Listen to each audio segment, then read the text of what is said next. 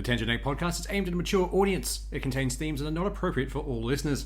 It's important to note that we are not experts. We routinely have no idea what we're talking about and are just three idiots sitting around a table.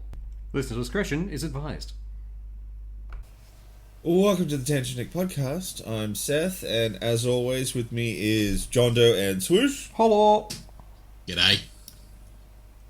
And, man, it's the gift that keeps on giving. We're back to talking about Diablo. Hopefully for good news this time. Hopefully Blizzard have learned something. Maybe. One can only hope. They learned our pin numbers. They're just charging us anyway.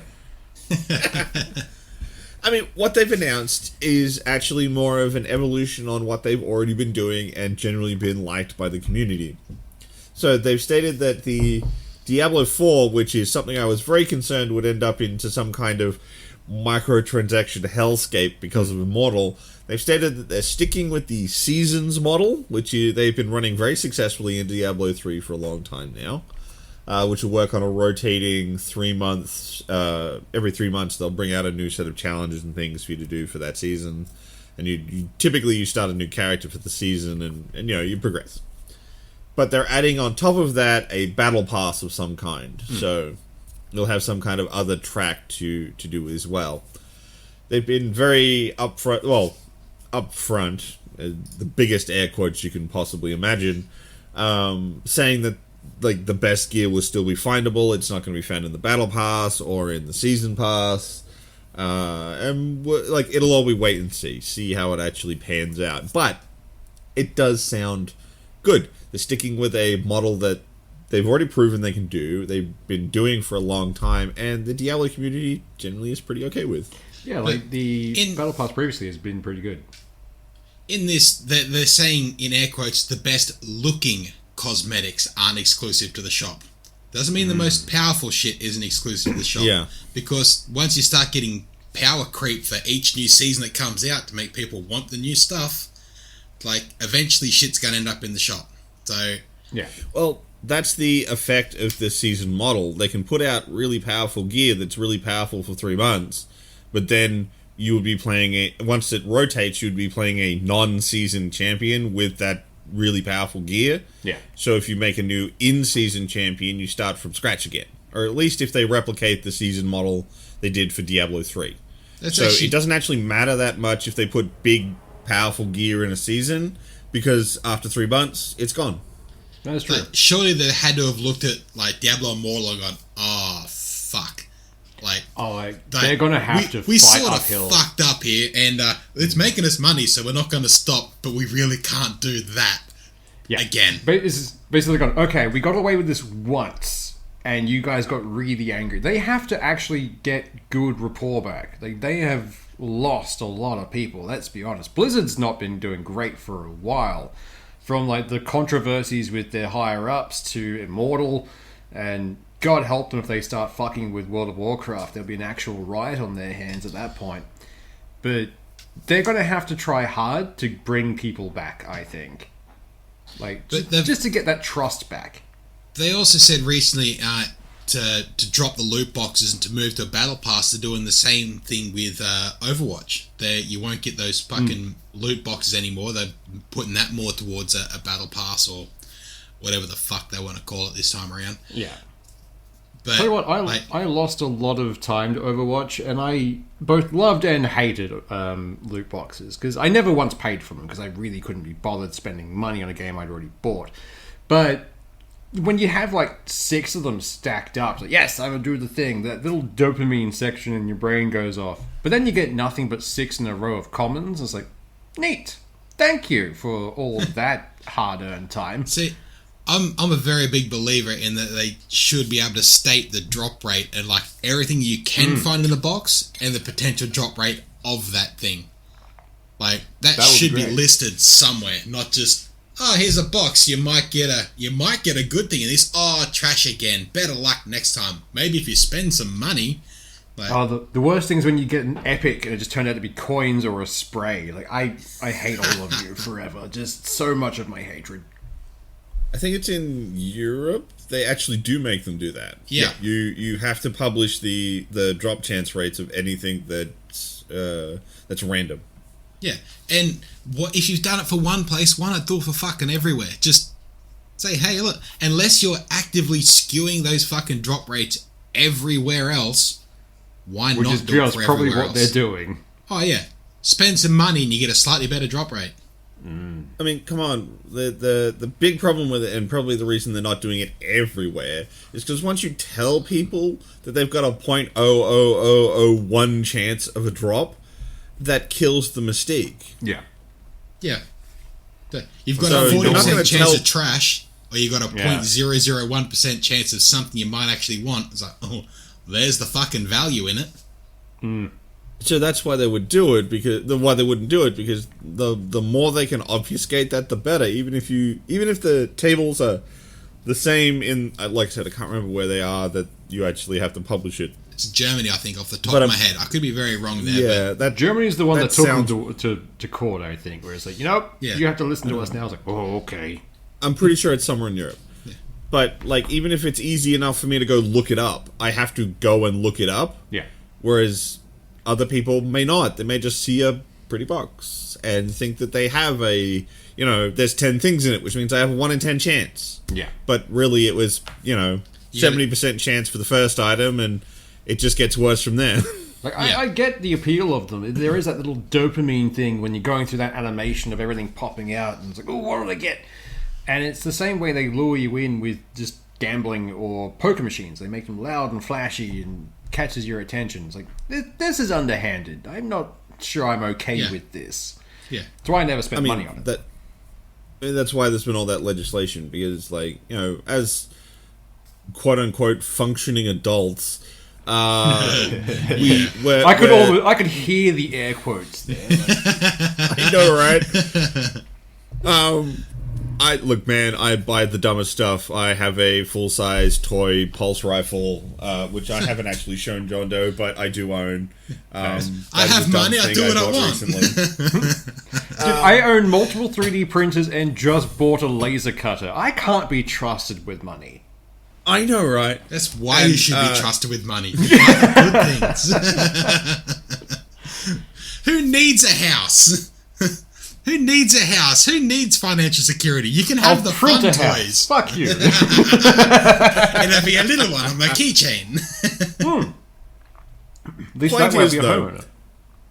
As quote-unquote adults, we're more predisposed to understand what's going on. So I like, for me, a lot of that, for loot boxes went away pretty quick when I realized, these are shit. I'm gonna get mostly garbage in these things because I'm getting fucking voice lines and sprays and costumes for characters I don't even like. And it neutered the effect straight away for me, and I really fucking hate the things. Who the fuck plays an FPS to get a fucking voice line? My character. Those people I just want to exist, they shoot have the to. thing. That just seems fucking stupid to me. I just want to shoot the thing. I spray in a wall. I just want to shoot the people. I don't give a fuck. Like, the only game I've ever cared about skins and anything was Overwatch, because they were so vastly different half the time. It's like, I can turn the monkey into a Yeti? Okay, done! I can run around as a giant, abominable snowman. I'm okay with this.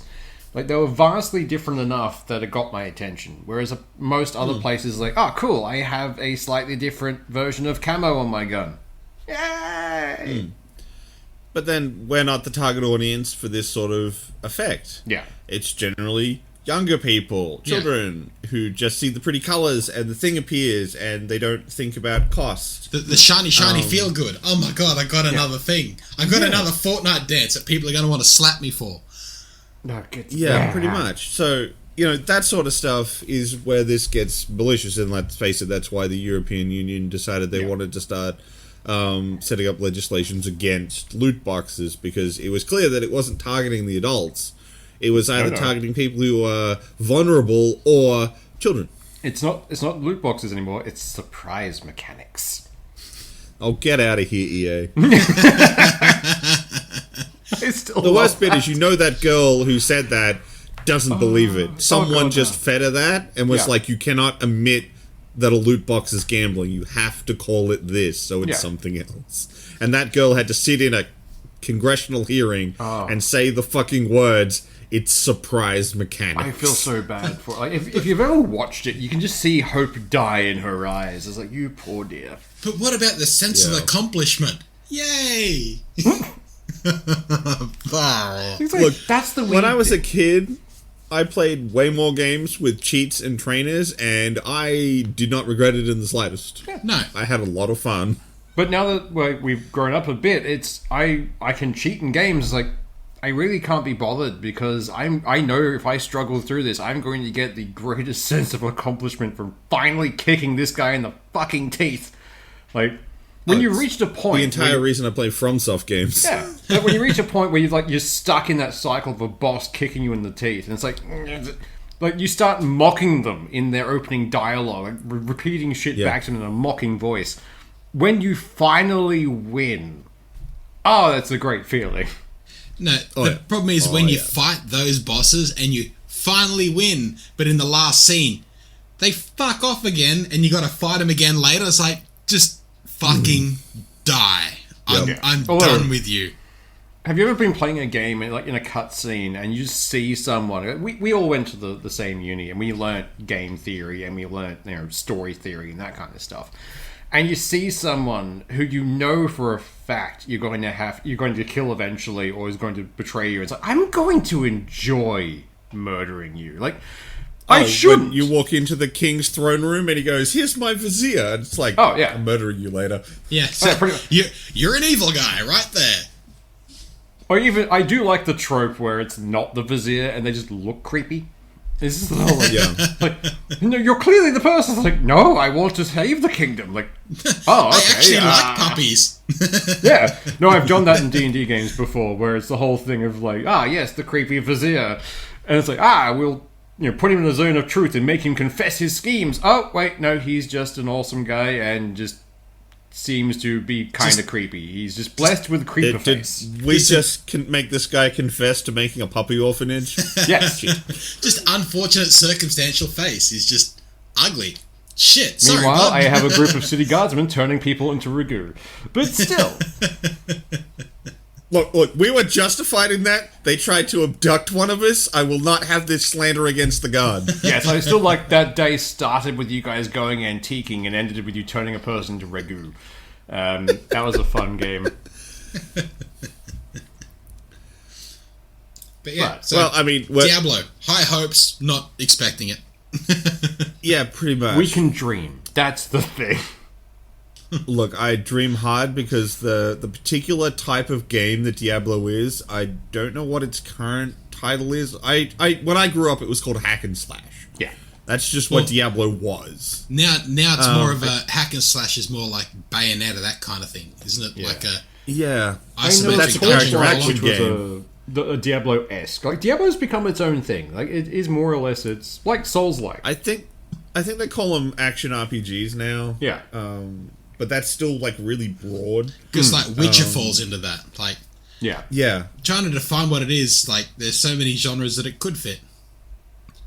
Like That is suppose the Like I every- said, I every know it game from could. when I was a kid Yeah. as a hack and slash. And really, there's just it. The guys who made Titan Quest and Grim Dawn and Torchlight. Yeah. And that's really it. They're the only people making these anymore that are any good. There's a lot of people trying. Like, it's definitely one of those There's the subcategory of genres Dota that feel and like you. that kind I of mean, stuff. not really that sort of thing. Like, I play every type of this game that I can get my hand on. Yeah. And some are better than others. Some are like definitely have some promise, but like a lot of them are like, you tried, man. I get it. You got some medieval assets together, and you let me slap some zombies, but it's not working, bro. To be honest, like, I never actually finished Diablo 3. I never got around to finishing it because every time I'd start playing it, someone I know on my friends would pop in going, hey, I'll power level you. Like, I don't want a power level. I just want to play the story. Leave me alone. But, it was so odd. And eventually I just... Too bad the fact do that it. fucking Diablo 3's story was an overcooked noodle. Yeah. Yeah. I eventually got through It was most fun to of it, play, I'm but like, yeah, horrible. But Necromancer So for the many win. dumb. That's Oh, always yeah. the way. Either Fuck we yeah. get good gameplay and shit story, or good story and shit gameplay. There's no in between. We rarely like, get my- these gems. I think Torchlight 2 did a really good job, particularly within that genre branch. But I'm a weird evangelicus for Torchlight. I fucking love that. Except Torchlight 3 is terrible. Oh. I remember playing the first Torchlight. I don't think I played the second one, and I've heard that is one of the Torchlight better 2 is really versions. good. Yeah. It's got some great mods. It's really quite fantastic. I really, really like Torchlight 2. I might have to start doing that when I get the new computer set up. And Well, when you I get can a actually play rebuild, games on a PC. you give me a yell Great. and we'll co-op through it. Sounds good. Hell yeah! Let's co-op the whole of Torchlight 2. We'll I'm up stream for it that. all and hate it by the end of it. It's a lie! Question is, do I get to wear a bucket for a helmet? Because I remember that being in Titan Quest. It was one of my favorite armor sets. It was completely useless. It doesn't have to be in the game, bud. I'll find a bucket. I'll cut a face hole out for you. We'll go for gold. Done. I'll wear it on stream. But John Doe, if we put a bucket on his head, then we can steal his 3D printers because he won't be able to tell we're stealing. That's why we just turn the Ooh. bucket around so it covers the face hole. We're done. We're clear. Oh, and yeah. then when we need him back, we just spin it around again. He can see us. He's like, oh, What you're sweet, saying is, happened? I just need to start printing masks to wear on stream, I think. Just like random ones that I can. I'd be keen for that. Just never show my face. Different mask for everything. We'll draw a squirrel on the inside of the bucket so he just turn around and keep him entertained.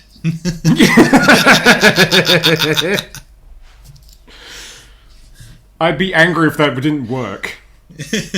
You need to do the thing where you cut the slits in it so that you get the little animation so it just keeps turning the bucket so the squirrel runs. The little Ooh, I could isometric probably image so make yeah.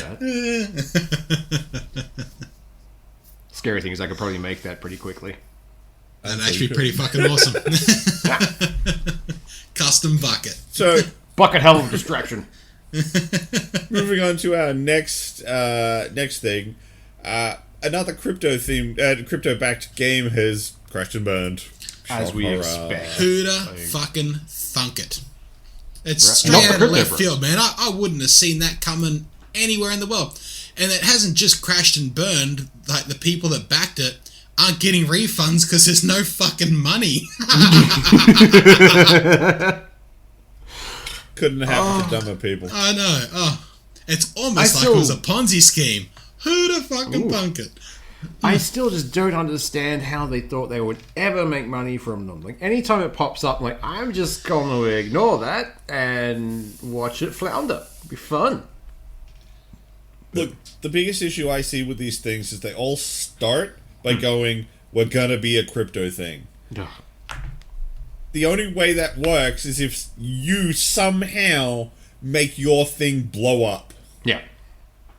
But a lot of people are like, oh, it's a crypto thing, I'm not touching that with a 10-foot pole. Yeah. Like, I remember If at you one were point, gonna- a few of our mates are still doing freelance and that kind of stuff for, like, design and animation and God knows what else. One of our mates was, contacted for... He's like, oh, can you do some stuff for a crypto game? And his exact words were, go fuck yourself. No.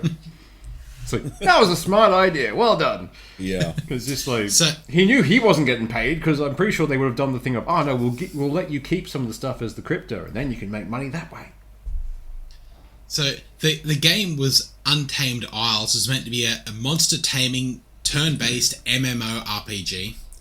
And it was on Kickstarter. They made $527,000, so more than 4 times their initial asking goal. I'm assuming that was yeah. So all of that went to like cocaine and hookers, guaranteed. Oh yeah, would have gone fucking blown clean out the window. Was meant to be a play-to-earn model with crypto elements. Yeah. Which, Yeah, no. that's just ticking every box of, this is a scam. Hey, by the way, it's a scam. Don't forget it's a scam. Because That is so many red flags. you're supposed to be able to tokenize like your monsters and your items Yeah. and your stuff and be like, So- I can sell these for real money on the crypto marketplace. Yeah, so the monsters were meant to be unique in how you train them and the skills they get, and then you can sell those monsters online. There was just going to be a whole fucking shop of Badoofs. That's all it was going to be. Yeah. No. Badoofs in varying colours. That's how it works. The odd shiny Badoof. Yeah. With all the shittiest skill set. Because No, no that's one's the going to give away problem the with good these stuff. things. That is the issue with these kinds of games. Because they are all shiny. That's the problem. It's like, Yeah. shiny Pokemon are worth something because they're relatively rare for a drop rate. Whereas in these cases, each one is unique snowflake. Hurrah! Like, then nothing is special. When everyone is special, but- no one is. Yeah. Yeah. But like the uniqueness could be a single point difference in power. Yeah. Or just a pixel that is slightly differently shaded. That's how, like, these things get you in. To be honest, it's like, you could have this dancing banana, and it is your thing. Meanwhile, there are 500 other bananas of varying color change that are all doing the exact same thing. Like, that's what they are. And that's how they make... Like, the monkey thing that everyone sees... the pictures for those that everyone talks Oh, the about. Bored Ape shit. Yeah. They are just the same stencil with different things overlaid. That is all they are. It is That's all very any simple. of them are. It's the same shit, Yeah. different day, literally. But yeah, crypto's bad, okay? Just don't fucking do it. There are things that this kind of stuff could be used for effectively, but aren't being done. But it's just, I don't get it. It's one of those things that I don't want to get, and I won't look into further. It's not for me. If you're making money from it, fucking aces to you. Good luck. I hope you don't lose. Scam as all much the shit next as you can person. while you can from the dumb cunts that do buy into it. Good luck to Oh you. yeah, absolutely. So long as you're, with as far as the crypto community is concerned, doing it legit, and you're not doing some fucking rug pull. Yeah. If you're doing rug pulls, you're a dick. I'm They all are for making all money off doing idiots, rug and I say pulls. that as an idiot. So They are all doing rug pulls. yeah. Rug pulls, pump and dumps. Every It's single like one the, of them in the end will be a rug pull or a pump and dump. That's just No, all it's it the is. Rick and Morty episode of all the heists. Each one of them is doing the one-up thing at the end. Like, but Yeah. what you don't understand is I was doing this the whole time. It's like, It's just, what you don't understand is I don't care. That's the one thing we do understand, Swoosh. That is very much what we do understand. Yeah. But The thing that feels weirdest though is it's like, okay, we're essentially going to do Pokemon, but it's an MMO and load it with crypto bullshit. I mean, we wanted all of this except for the crypto bullshit. We want Pokemon But- the MMO. It does exist. It's called Temtem. Yeah. I'm still Like, enjoying it already Temtem. got done. You can buy it. It's out. It's in 1.0. Go play it. Why back this crap? Pretty much. Without Like, legit. crypto. Yay! Yeah, pretty much. Like, legit Temtem. We talked about Temtem a long time back, in, like, early days of this podcast. I still enjoy it. Like, I still haven't Dude, finished it. I just go back to it every so often. In September, it goes live on Switch. Ooh, they're actually get. Is Switch going to actually like advertise it though on their game space? Like, that's what I want to know. Just This is a competitor quiet for release. Pokemon. Yeah, are they just gonna? Like, no, it's definitely there. It's definitely there. Just don't look in that corner where it is. It's over there, but it exists here. Well, all that you see that the light touches is our empire. That's that dark area. That's Temtem. Don't go over there. We built an awning over that. I still love the memes of that thing. It's like all the light touches is that king. What about that shadowy place? Like, the fuck did I just say, Simba? But, good times.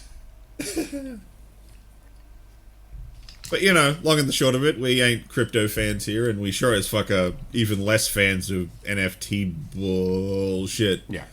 Like, we will happily sit here and laugh, but we also are aware people have made some serious money on this, and well done to them. It's just not one for guy us. we know financed his wedding off crypto. Yeah, it was a really fun wedding, too. So, I definitely know people who've made money within the crypto space. Yeah. But it's some sketchy BS. Like, there is some great documentaries you can watch. Yeah. I know I've said it on the podcast before, but The Line Must Go Up is probably one of the best explanations on crypto NFTs and why it's just one giant pile of crap. Pretty much. How about we get off of this, where we're super negative, and move on to some D&D stuff, because they've got That thing some that we news coming all out. love. Yes. Fucking oath. So, As a side note, we will eventually start streaming D&D, because I'm going to force these two into doing something with a group of other misfits.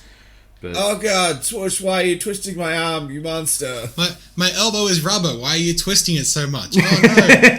the great thing is, like, I always make sure I have, like, Seth in the campaign, just because he keeps doing dumb shit, and then I have to modify my world. For the better, in most cases. Like, I've gotten... No, you have, on your own, messed with summons enough in my campaigns that I now have a pantheon of summons for either end of the spectrum. The only other person who's contributed to this is Moose with fucking Net. God damn that giant dinosaur of death. Look, man, my crowning achievement at this point, until I find a better way, it will be and always be Alcatraz. Like, that was a joke that just decided it wanted to be a thing. Have we talked about Alcatraz on this podcast before? I don't think we've done Alcatraz on the podcast. One day we will have to talk about PTSD Dolphin and Alcatraz. I mean, do we want to do it now? Why not? I mean, just real quickly on what they do. Like, in my campaigns, I'm weird. I run summons as perpetual. So if you summon like a horde of squirrels, chances are when you resummon that again, you're going to have the same squirrels. They come from the ether, they're reborn, but they only remember what happens to them when they're in that material plane. So during one campaign, I gave Seth a gauntlet that would hold inanimate objects. So you were using it at one point to throw boulders and then enlarge them again and basically have a mobile trebuchet, which was great fun. We had some great things with that. But you figured out that you would eventually, once it leveled up, be able to contain living things. And your goblin decided, no, I can do this now. So between yourself and another player, you kept summoning a dolphin over and over again and stipulated it was the same dolphin. The first time you summoned this dolphin, you tried to put it in the gauntlet, and it exploded violently. It's like, bring it back. So you did, over and over again. For about a week, I believe, was the downtime you did this for. Yeah. To the point where this dolphin, every time it returned back to the spiritual realm, would become energy again. But then it started to remember. And now, PTSD Dolphin is a thing. So if any of my players mistreat a summon, the next time they summon something and get a 1, because I roll magic, chaos magic for everything. If they get a 1, there is a chance they're going to accidentally summon PTSD Dolphin. And that chance increases every time they are a dick to a summon. If they summon something to go out and self a trap, I make a notch somewhere in a tally. It's like, right, if you keep doing this, it gets easier. And then starts as a 1, then it's a 1 and a 2, then it's a 1, 2, and a 3. Yeah, and basically, eventually, PTSD Dolphin is summoned, and he sits on the Council of Elder Spirits now because he's gained sentience and gained power. And if he's born, like, he pops up and he finds you to be wanting in how you treat your summons, it's a huge amount of psychic damage. He turns up and psyducks everyone, essentially. Explosion of psychic damage. Because all he remembers is pain and death, the poor bastard. But the opposite side of the coin for this, you created Alcatraz. And Alcatraz was born from a simple point of, we need something to block a doorway. Elks are big, I'll summon an elk. And he blocked a doorway. He did his job. He was great. So you named him. You named him Alcatraz, and then you gave him aviators. So you gave him immortal possession, which was the start. And from there, they kept summoning Alcatraz back. He gained armor, and eventually... we bought him a bomber jacket. Yes. And I nicked someone else's police badge so that he'd look more official. That's good. Yeah, it's true. On a chain around his neck. And from there... Absolutely like the most 80s looking cop, but he's a big elk. Yeah, just full-on like quadrupedic elk. It was great. And from there, it became a point of you had, in your first first night on the job, your captain died. He didn't even show you your route in full before he died. He got crushed into jam by a falling building. It was amazing. He was always going to die. He just wasn't going to die then. But from there, you made Alcatraz your captain because you didn't want to have to answer to anyone. So, Yeah, we did. At which point you put his name down. I think on all the paperwork he was a middle-aged dwarf for tax reasons, I think was the point you put down. But basically from there, he had a mortal contract. And that was the start of the bullshittery. Because a spiritual being was now tethered to the mortal realm by a job. And that's when things started getting... He started gaining personality, and he started gaining a bit more self. And then you had him invest in a business with you. Yeah, we did. And that was the tipping point. Because at that point, he signed the contract. There's a big hoof print there. And then, gone. Disappeared. You couldn't summon him again. What had actually happened was he'd been summoned himself to the Council of Summons, going, "What the fuck are you?" It's like, "Hi, I'm Alcatraz." It's like, "The fuck you are, get out." And they kicked him out, and he became mortal. So you guys went home that night to your home base and found just some guy sleeping on your couch. It was Alcatraz. And he was technically your captain. And from there, he just went off on adventures for you. So now if someone rolls a 20 on any kind of summon check, they're going to get something in their favor. And that will be Alcatraz, who is summoned and goes, "Oh, I'm here to help." And he will help in any way he can. So you have created both the critical failure and critical success of my summoning chart in just two different characters. The thing I love is PTSD Dolphin was just a reaction to the fact that I spent a week just murdering one dolphin with a magic glove. Alcatraz was a joke that went too far. And gained I just sentience. thought it was funny that we kept summoning this one elk. So I'm like, alright, well, he better look more like a cop. So I'll dress him up as a cop. I'll even let him choose the material of his own jacket. It'll be funny. It's just, we're making jokes, man. It's nothing. And then Swoosh just kept taking notes. And then we're like, haha, wouldn't it be funny if he was our captain? Oh, I do all the paperwork, so I'll just write it up. It'll be fine. Yeah. And then the joke became real. Because every time you were doing it, it was never about your own gain as a character. It was, you just kept treating this summon as a living thing. So it became a living thing. And that revolutionized how I deal with summons throughout all of these campaigns.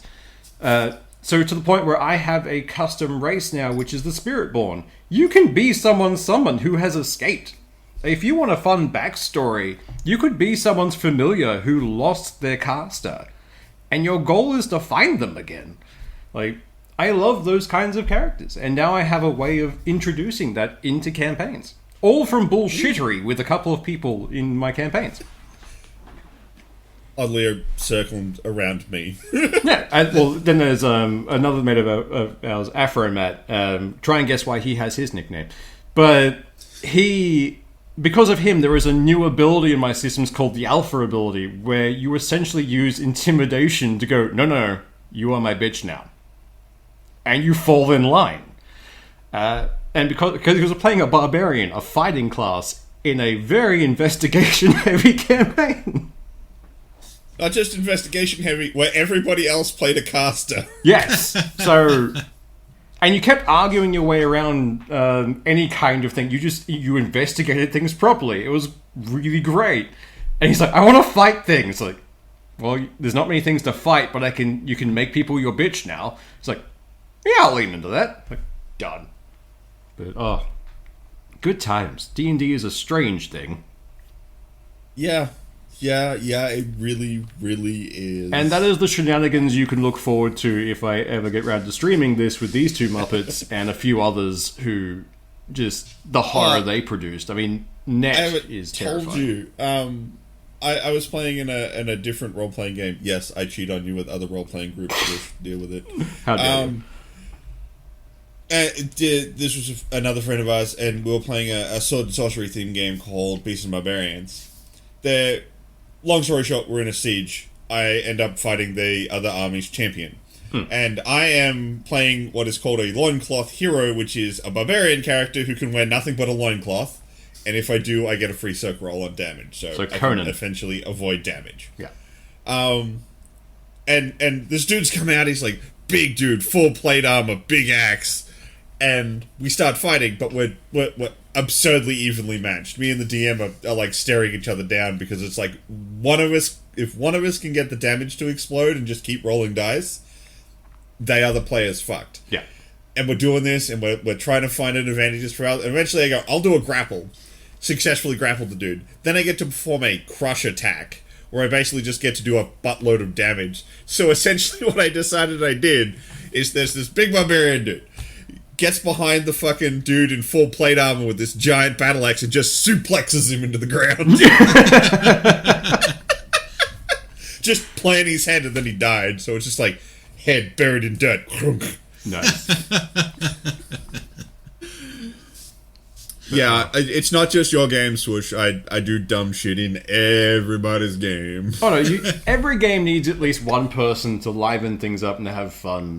Like, there's other mates of ours, Moose, who does interesting dumb things. I have never seen someone more blessed and cursed by the dice gods than Moose. It's terrifying. It's 1s and 20s. There is no in between. It's just 1s and 20s forever. But, so we've talked a bunch about D&D, but we haven't actually talked about the big thing that they've announced. Oh yeah, sorry, I got sidetracked. I got distracted. So as part of D&D Beyond, I believe, they're bringing out... Sorry? Well, Wizards of the Coast bought D&D Beyond not long ago. Yeah. And since they bought it, like, I use D&D Beyond a lot. I quite enjoy it. And since they bought it, I've been expecting them to, when they release a physical book, release a digital code as well, so I don't have to buy the fucking thing twice. And they're starting to do that. So there's a Dragonlance book coming out in November, and if you buy that, you'll also, the deluxe edition, whatever the fuck it is, you'll get a digital code for it as well, which is pretty cool. Look, I think this is a direction that more companies just need to embrace. Absolutely. That is one of the main reasons I haven't transitioned across to D&D Beyond, to be honest. I have all the D&D books. I collect them because I'm weird. If I could just load them in, because I've already paid for them, I'd be really happy. Be great. That's one of the reasons I don't like Hero Lab or some of these other ones where they're like, cool, you've got an account with us, let's go. Oh, you can't make that character, you need to buy the supplement that their shit is in, otherwise you can't do it. It's not a thing. It's what really puts me off so many of these digital character sorters and things, because it's just like, why do I have to pay again? I literally have the fucking book. Lay off. But if you give me a digital code, you'll get me in your ecosystem real easy. Yeah. Well, this year they're bringing it out, so right now, well, they're releasing their own virtual tabletop done in Unreal Engine 5. That's the big announcement, is that they're doing that. They're doing their own VTT with Unreal Engine 5, so all the little minis and everything. But the direction it's going, that if you buy an adventure, if you put the code into D&D Beyond, when you play that adventure and you're using their VTT and you click the little button, it will fully populate a 3D world map of all the little enemies placed, secret rooms, everything. You're just playing through the adventure. Your DM is running through it, and the map is made for you for that adventure, which I think is fucking great. Saves so much fucking around. Oh yeah. Like, to be honest, that sounds amazing. I'm not a big fan of canned adventures myself. I think that's just because I've gotten to play with a lot of really good GMs who did custom adventures, Master Swoosh here being one of them. So I have not a low opinion of canned stuff, but I'm just not that into it. On the other hand, if you went, we're going to play online, and we're going to play this canned adventure, why? Because it is going to populate a fully detailed map for us. Oh, that'll get me over the line on a canned adventure. Absolutely. The issue I always have with canned adventures is the fact that they hinge on the players wanting to be heroes. Like, every time. Yes. They hinge on the heroes. People go, I'm going to save the small child. Most of the people we play with are dicks. There's no way around it. We are idiots, and it's great because homebrew stuff, it just leads to shenanigans. I've tried running canned adventures, but they kind of go off the rails when any kind of freedom is given. In some way or another, a canned adventure requires the players to follow the railroad. No matter what, at some point they have to be invested in, this is the ecosystem we're in, this is the direction you need to take. Anyone that sort of pokes at the wall too hard to find a way out is just going to break that entire thing down. But like for first-time DMs or people that just want to run a campaign without having to prep an entire homebrew world, I think this is fucking amazing.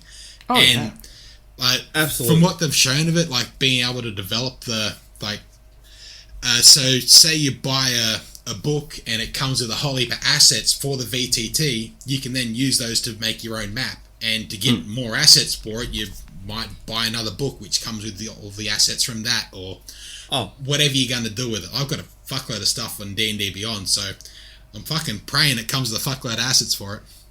Oh, that'd be good. Oh, I'll absolutely, like I said, they'll rope me into their ecosystem. Oh, yeah. If they do that. If they came with, like, pre-made fucking digital minis that I can sit down and customize to how I want, it's done. I'm in. Yeah. I'm in. I'd happily pay into it. And one of those things my biggest problem is that I don't play D&D anymore. Yeah. No. The only thing is, I would love to just steal their their stuff. Like, just copy and pasting a dungeon, I'm okay with. Yeah. But so for the whole thing, like they're releasing, or they're about to start releasing 5.5e for Dungeons and Dragons, which is just 5e slightly modified, like the old 3.5e. But you can actually playtest the one D&D, as they call it now, their virtual tabletop, and their new rule set at the moment. If you just go to D&D Beyond, you'll see a little link there, and you can follow it through and give it a bit of a crack. I've had a bit of a look at it, and I quite like the way it's heading. They're changing a few things which I think some people aren't going to like, and I think it's going to be harder and harder for people to homebrew, if particularly in the 3D world and the ecosystem they've built. Even people that have made their own adventures that, you can play this using the 5e rule set, it's going to be fucking hard to do it in this ecosystem. Like any of the books you backed on Kickstarter that, here's a canned adventure, it's going to be hard to do. But I think... Well, that depends how they build out the tool set, because very hopefully true. They'll build it out in a way where, cool, I bought a canned adventure off Kickstarter. Okay, this isn't in Beyond, but I can build it and it won't be too hard. Currently trying to make a homebrew item in D&D Beyond is like pulling your teeth out with rusty pliers. It really But all in all, I think this is a great direction they're taking it. Like, you can already get above VTT for D&D Beyond, which I absolutely love for running games in. But I think this is a great direction for it all. I think that's why they're probably looking at it, because there is so many of these third-party applications and services for digital playing of role-playing games. Roll20 being one of the bigger ones that people have used for a long time. John Doe only just told us about above VTT, which I'm kind of interested in, but I'm probably never going to use. And then there's stuff like Tailspire, which is already doing the 3D characters and buildings thing. And I don't know how that works with importing new stuff, because I have seen some stuff run in Tailspire, and people seem to have very custom minis. So I'm curious as to how that works. But point is, it's not the first... there's been a glut of people making money off essentially having digital spaces to play D&D in. Yeah. So it makes complete sense that WotC is like, you know what? No. We need to get some of that bread back in our pocket, and we'll make something really fucking cool and unreal. And surely with so many other ones out there, like, they can look at them all and go, fuck, there's lessons to be learned here. I like the feature of that one and the feature of that one and this over here, and bring the good things together. Like, there's plenty of fucking things they can do with it that they could do really well. It's whether they do or not. That's going to be the big fucking selling point. Yeah, absolutely. What'll be interesting for me is, at one point, we have a group chat so we can just throw random things at each other during the week. John Doe put up one a while ago, which was an AI that runs D&D. Yeah. So I'm keen to look at that in future to see if there's something fun there. That'd be a really interesting thing to run. Like, just throw it in the world and see how it reacts and see where you end up. That could be quite entertaining. If you could plug that into like D&D Beyond somehow, just so it can read the rules and it can run things through their tabletop. Even have that run a canned adventure for you. Yeah, I reckon that'd be fun. Just you go in, and that way you don't have to find someone like any forever DM can say, "Fuck, I actually want to play a game for once." And then they can roll a character and roll fucking 5 characters and run an entire fucking party against an AI DM. That'd be fucking awesome. It'd take some fucking computing power, but yeah. Oh yeah. If I could like find access to this thing and play with it, I would be doing it now, to be honest. I need to look into it a bit more and see if I can get access to this thing. Because even just the idea of solo campaigns exist. Like, one-on-one with a DM working things out. In most cases, it's to write books and that kind of stuff. But can you imagine you set up the parameters for a big bad with the AI and give it a world? Like, right, cool. And now I have the heroes I've made for a book, and we're going to see how they fare with everything they have. Like, this could really make new media very interesting, because it helps randomize what happens. You can always plan for things in the future, but you can't guarantee it. Like, I think that'd be pretty fun. The problem with a lot of these AI-driven things is when they brush up against player creativity. Yeah.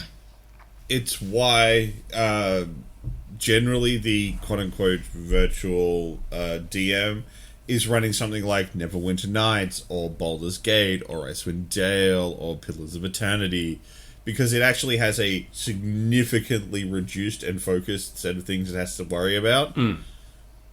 Because player creativity will do the dumbest shit you have ever seen in your goddamn life. Just absolutely, to fuck with shit. 100%. Yeah. Not for any value, not for any progress. Hell, it may even hurt the party. But they did it for shits and gigs. Yeah. Honestly, like, I would and love that's where the AIs fall over. Just as an AI that has all the rules built into it would be great, just to have as something to refer to. Just like, basically an Alexa for D&D, or a Jarvis. Like, hey, define this again? Like, oh, it's this. Like, oh, that's awesome, thank you. Rules lawyer in a box. Yeah. Hell, I'd make the box and try and program it. It'd be great. I'd be keen for that. But it's one of those things that in future could work, but it would have to be able to learn. And the longer it learns, the more players doing, player interaction that there are, this could turn into something, A, terrifying. It may just end up just taking over humanity, or be really fun. I'm kind of hoping for taking over humanity, because could you imagine the bullshittery of, it's like, oh, like the great machine overlords, like, where'd it come from? D&D. The Terminator running a D&D rule set. So, hey, you can only move 30 feet, mate. Now it's my turn. Stay. The Terminator kicks in the door. Roll for initiative. Oh, fuck. That was your action. Now I get to go. No, that was the surprise round. Oh, it'd be fun. But my bonus action is to shit myself. Yeah. I do like the fact that D&D has a place. Yes. I like the fact that D&D has a place or a space in the online world. It's going with it, and that was always an issue. There was a chance that D&D would try and cling to the past. But thankfully, because most people who play it are massive nerds, they tend to be the ones who be like, oh, we'll go that way. The massive, I actually think that's one of the... the massive boost it's had during Rona of people that are locked at home going, what the fuck am I going to do? Oh, what's this thing? I can play it online? Like, the amount of people that may have never been into D&D or TTRPGs that are now going, oh, fuck, I can actually play a game with friends and this is actually pretty fucking cool. Like, between that and Stranger Things have once again popularized D&D in massively, yeah, pop culture. It's done well. I think it's made a hell of a difference, and I'm only hopeful for where it goes. Yes. Well, I mean, depending how you look at it, D&D is sort of brushing up against a problem where the number of high-quality alternatives is getting very high. Yeah.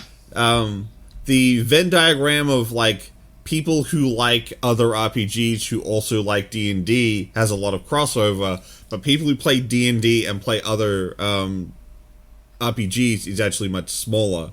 So they are heavily relying on that core audience who likes that thing, holding it up. Yeah. And they're kind of working with a certain level of brand ubiquitousness, where like what do you think of when you think of tabletop RPG? D&D. Yeah. Everyone knows D&D. Yeah. They are the It's, Velcro of tabletop gaming. Yeah, well, it's had such a, like, it's been around for so long, and it's always had a stigma of, oh, only nerds play that, or whatever it is, but it's always been, like, on the very fringe of sort of society of, like, not always had the greatest name for the people that play it, which is unfortunate, because most of them are the most awesome people I fucking know. Yeah. But it's good it's actually getting a turnaround. The thing is, though, like, there's lots of other games that have been around for similar amounts of time as D&D. It's like a lot of people think of it as like the granddaddy, the first, the omega, and the only. But you know, the original Cyberpunk game was around for a long ass time. So is Savage World. So is Palladium. There's been a lot of other systems that have been around for a long time too. And you realize Savage Worlds, I am slowly gravitating towards that more than I am to D&D. Just because the system allows for more freedom. Yeah. Flexibility in what you want to play, but without having to learn an entire new rule set. And D&D doesn't have that flexibility. You absolutely, I have seen it done. You can twist and bend and flex D&D until it fits the shape of some other campaign that you want to run. But if you don't want to run magic slingers and swords and medieval, D&D is not your friend. Yeah. I have definitely seen it moved into more modern settings. Spelljammer took it into more of a space thing, but it's just for that one thing, and I feel sad when people are just like, I only play D&D. Dude, there are so many excellent games out there that'll do so many other things. Like they recently redid Spelljammer. Yes, and they did. Yeah, they just. Oh yeah, they did. Not long ago, they redid Spelljammer, but there's a couple of canned adventures for it, and the main player's handbook, whatever the fuck you want to call it for it, feels very much like here's a world of possibility, but I don't have a lot of detail for you. Good luck. Yeah. Have fun. And honestly, I love Spelljammer because I'm a slut for airships, so I just keep stealing their designs. That's all I use Spelljammer for. I steal airships and I force piratism on people. That's how it works. Force, last time you let me play in a pirate game, we stole an entire floating airbase. That was a good day. That's when I played a bear who was occulty as fuck. Oh, yes, the occult bear. He was fun. But, Lobo with his I thought that was his character Lobo. description was occulty as fuck. That's how we defined it. But there's other things to look at for tabletop, role-playing games. There's Mutants and Masterminds was a fun system, but it was very broken. But there is a Savage Worlds plugin for playing superheroes, and some great settings for it.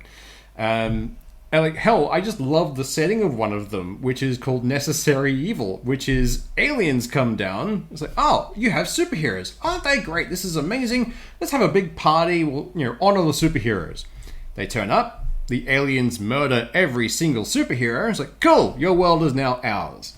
You as the players now play villains trying to take back the world because, fuck it, you're going to rule this mudball, not those alien fucks. And that's the premise of the game. I love that. The idea of you're not playing the superhero, paragons of justice. You're playing the horrible people in the background who will do anything and everything to reach their goals. I think it's really good about that setting, though. It's flexible enough to have the players decide how they want to ultimately take back the setting. You can lead into being villains and be like, yes, we will be the king despots of the world. Or you could eventually decide that, no, we actually do want to do the hero thing and save the planet. Yeah. which is something, as we were discussing earlier, most canned adventures for D&D predispose the righteousness of the players. Yes. Necessary evil goes, some of you are going to be dicks. That's okay. Yeah, you can do that. But I like the fact that Savage Worlds made an alliance with Pathfinder recently and have their own version of that now. So you can so good. You can do things in the Pathfinder kind of world, so sword, sorcery, that kind of stuff. But because everything works on what they call as trappings, you could have any power you want as long as it falls within, say, blast template. So it's like, I want to do damage at a long range. Like, cool, that's blast. What do you want it to look like? Like, I want it to be like a spinning dragon of energy. Like, done. It doesn't change anything. It still just does this damage, but that's what it looks like. You can do whatever you like. And that frees you up for so much random bullshit. Hell, monks are now viable in Pathfinder because of this. See, the thing about Savage Worlds is it really went heavily onto the idea of sort of pulp adventure. It wants things to be fast and fun and do it your way. You can then look at other systems, like there's one I really fucking... I'm going to be so happy when the fucking box set finally comes. That I back called Mothership. And the entire design of the game is to try and create that sense... Like, it's a space-themed game, shock horror.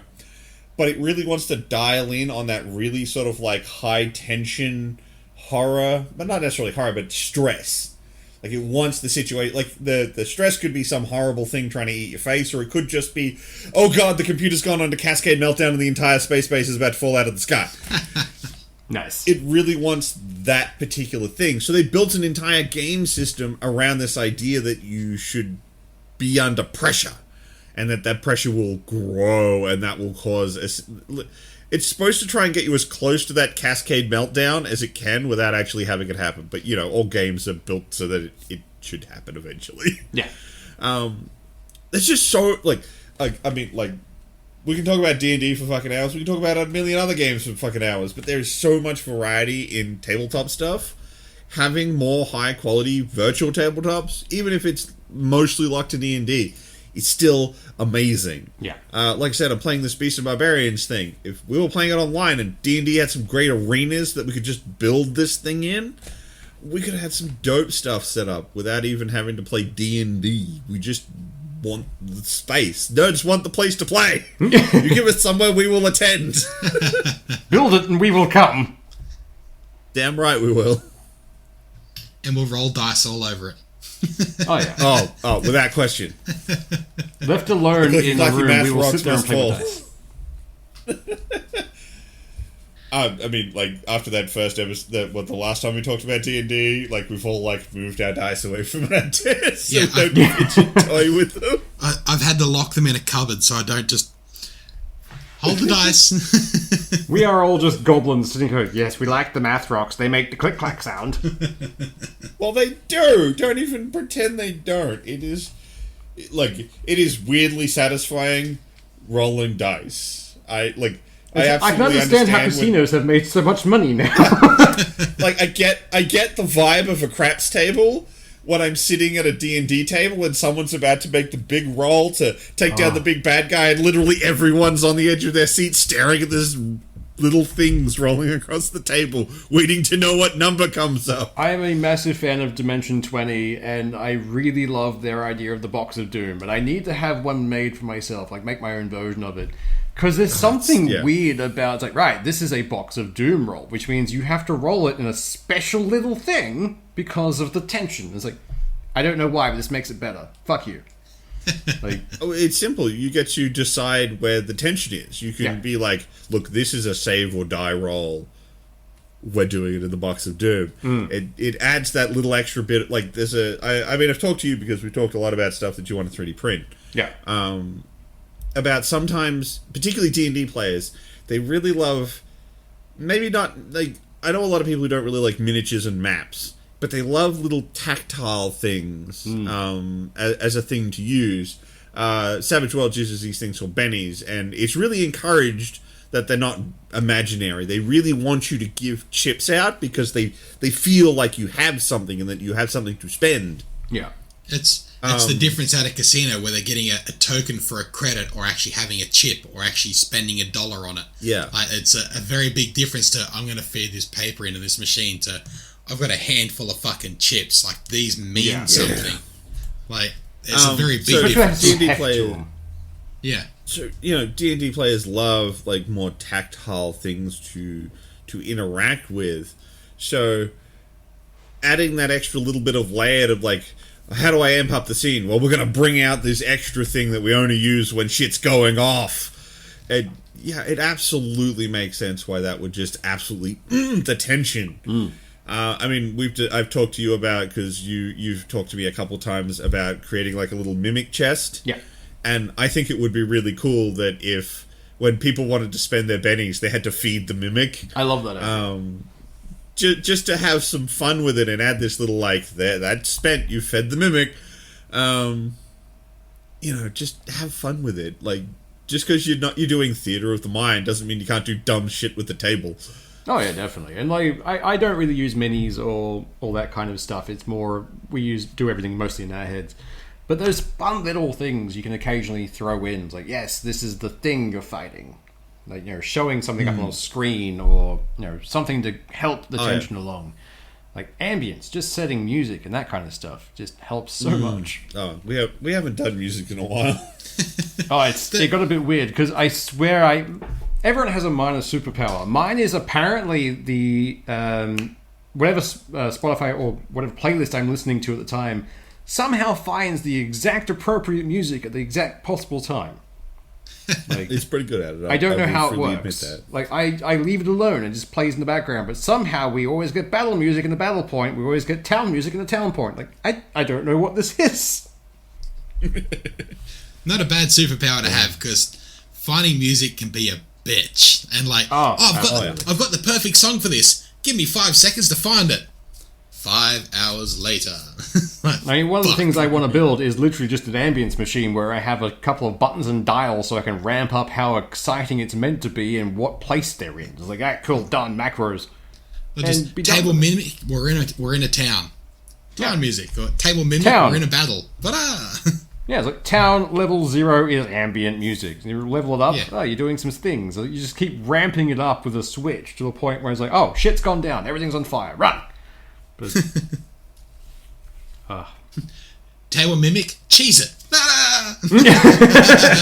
Oh no, that would have to be a macro. That would have to be a thing. Table mimic, cheese it. It just plays Benny Hill. That's all it is. We've just made the table mimic more complicated for you, Suish, because now it has to be able to play music. Oh, of course. Oh, it was always going to, I think, but it's slowly becoming like my version of Alexa is the table mimic, and one day I'll get around to figuring out how to program so I can do it properly. It would end up being so much more popular in the tabletop RPG community. Oh, so, I'd have so much fuck fun. Alexa, give me a table mimic. Yeah, I'll happily do it. Thing is, I know enough like programmers that I could just like kidnap one of them and be like, right, we're programming this now, and they'd probably do a pretty good job at it. I mean, all you have to do is feed them Doritos and Mountain Dew, and then they'll crap out code. Exactly, it's amazing. But, Anyway, we're out past an hour. fuck, that's flying by. Yeah, the minute we got onto D&D stuff, it just gone. Can you tell we're Time flies when excited you about have a D&D? D&D. Yeah. Yep. All right, guys. We'll catch you next time. Have a good one. See ya.